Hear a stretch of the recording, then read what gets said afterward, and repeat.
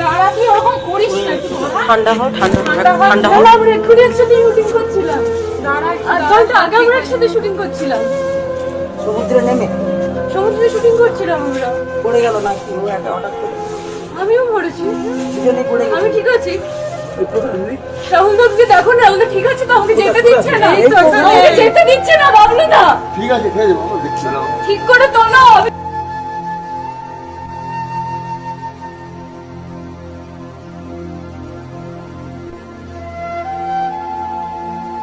রাহুলের মৃত্যুতে কান্নায় ভেঙে পড়েছেন সহ অভিনেত্রী শ্বেতা মিশ্র। রাহুলের ডুবে যাওয়ার পরপরই প্রত্যক্ষদর্শী তথা সহ অভিনেত্রী শ্বেতার একটি ভিডিও ভাইরাল হয়। সেখানে শ্বেতাকে অসংলগ্ন কথাবার্তা বলতে শোনা যায়। তিনি বলেন, আমরা তো এখনই একসঙ্গে শুটিং করছিলাম। ঠান্ডা হও। আমরা এক্ষুনি একসাথে শুটিং করছিলাম। দাঁড়া, আর ঘন্টা আগে আমরা একসাথে শুটিং করছিলাম। আধ ঘন্টা আগেও একসঙ্গে আমরা শুটিং করছিলাম। সমুদ্রে শুটিং করছিলাম তো আমরা। আমিও পড়েছি, আমি ঠিক আছি। এরপরেই তার আর্তনাদ। আমিও মরেছি। দুজনেই পড়ে গেল। আমি ঠিক আছি। রাহুল তাকে গিয়ে দেখো না, রাহুল দা ঠিক আছে তো? আমাকে যেতে দিচ্ছে না। ঠিক করে তোলো, আমি কথা বলবো। এই গোটা ঘটনায় শুটিং এর নিরাপত্তা নিয়ে শুরু হয়েছে বিতর্ক।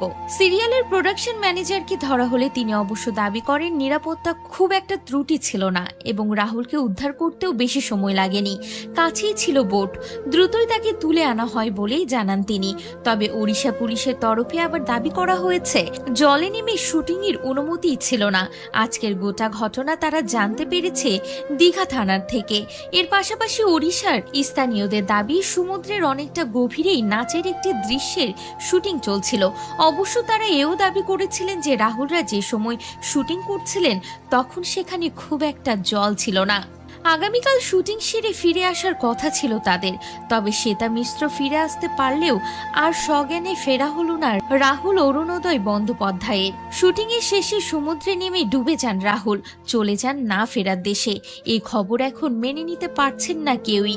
আর তার সহ অভিনেত্রী শ্বেতা মিশ্র তো আতঙ্কে ভুগছেন, কান্নায় ভেঙে পড়েছেন।